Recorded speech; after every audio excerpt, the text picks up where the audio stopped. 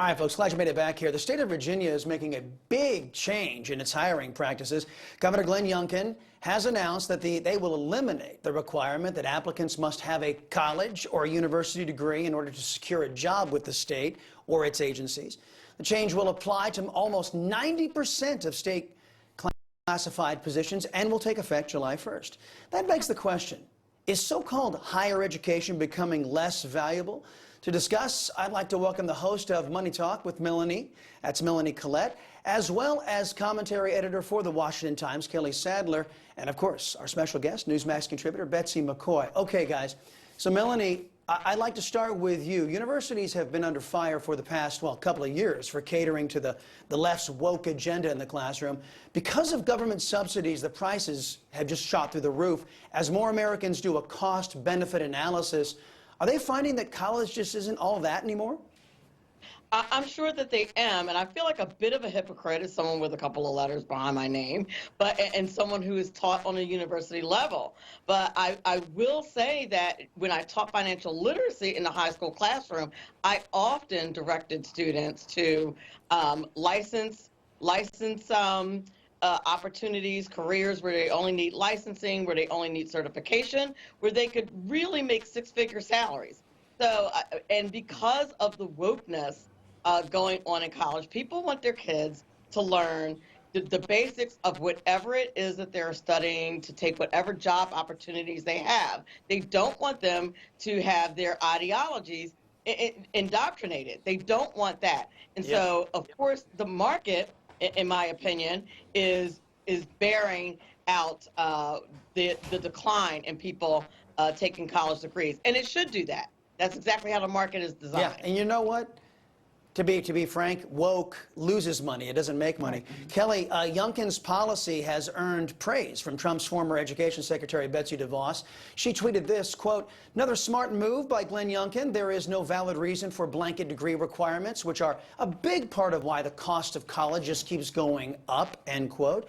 Do you think this move by the Virginia governor and that state will spur nationwide changes in other right-leaning states?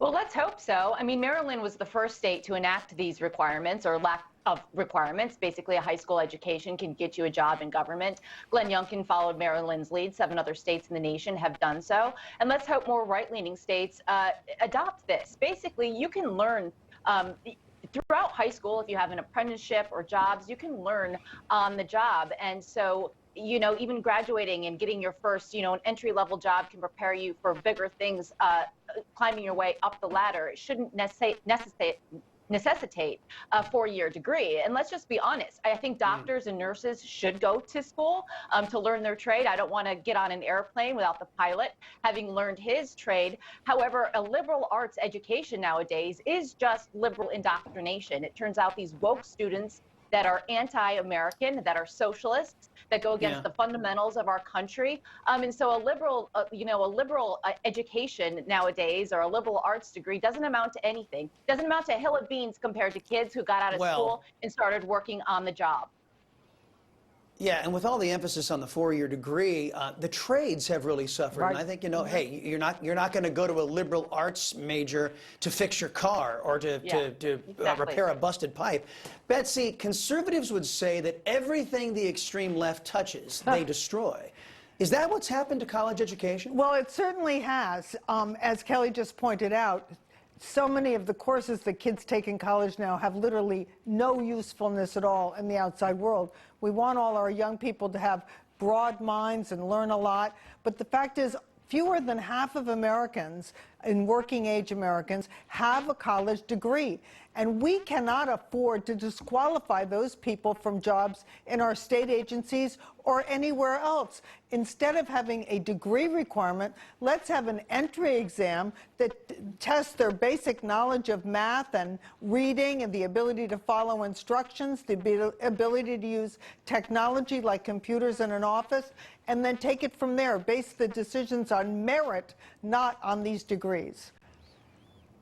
Well, it's a thought-provoking conversation. Melanie Collette, Kelly Sadler, Betsy McCoy, thank you guys. Appreciate your insights on this stuff.